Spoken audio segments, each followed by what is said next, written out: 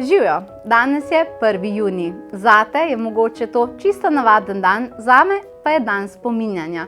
Danes mineva 13 let, odkar je moja mama postala nebeška mama in me začela spremljati iz nebes. In jaz pravim, da je moje življenjsko poslanstvo definitivno tako, kot je, in zato, da ti zdaj lahko gledaš to video vsebino zaradi tega, ker močno verjamem, da me je ona vodila na to pot. Vem pa, da nisem edina, ki je v življenju koga izgubila tukaj v zemeljskem smislu, ampak da je veliko vas in mogoče si to ti, ki imate nekoga seveda v nebesih.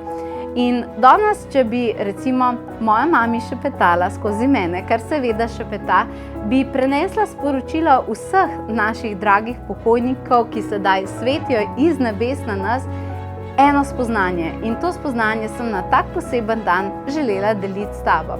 In sicer je to spoznanje tisto, po kateri sem poimenovala mojo knjigo, katera mi je tako zelo, zelo draga. In sicer Radi bi ti povedali, da nebesa nikoli ne pozabijo. Ko nekoga izgubimo, gremo v življenju naprej in prav je, da gremo naprej. Naša inkarnacija se nadaljuje, svet, ko smo si izbrali. Ampak, a veš, da na tej poti nismo nikoli sami. In pokojniki bi ti radi povedali, da nas niso pozabili in da so še vedno z nami. In jaz bi ti rada rekla, da dostikrat se ljudje obračajo na angele, kar je seveda prav. Ampak, daj kdaj pomisliti tudi na tvoje pokojnike. Ne rabi biti 1. november, lahko je tudi 1. junij. Daj jih zaprosi za pomoč, zaprosi jih za kakšen znak. Zaradi tega, ker ta znak bo za tebe najbolj svet. In jaz upam, da sva danes jaz in moja nebeška mama povezali tebe s svojimi dragimi pokojniki in da dobiš ene čudovite znake. Ampak seveda želim pa predati v imenu moje mame eno lepo darilo tebi. Zaradi tega, ker želim, da si s temi pokojniki zgradiš nek most ljubezni med nebesi in med zemljo. In sicer tale knjiga Nebesa ne pozabijo.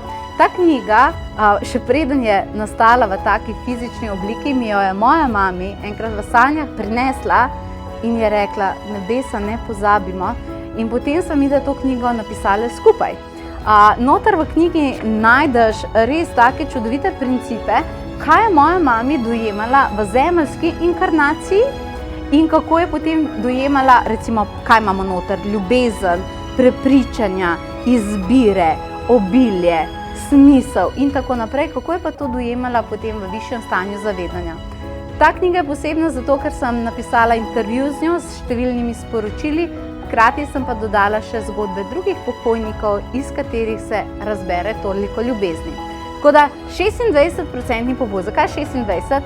Torej, danes praznujemo nebeško obletnico, torej 13 let pa dajmo kar podvojiti. Nekaj v imenu moje mame, pa še nekaj v imenu mene. Če pa želiš se mogoče sama naučiti enih lepih principov, kako razumevati posmrtne komunikacije, naj ti pa povem, da dodam še eno darilo, ravno tako 26% popust na tečaj medijstva in posmrtnih komunikacij. In vse te povezave, kjer najdeš knjigo in tečaj medijstva, sem ti odgovorno in lepo pripela.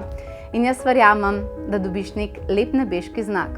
Če ti jaz lahko pomagam, vabljena, da si ogledaš program in knjigo in vse dobro ti želim.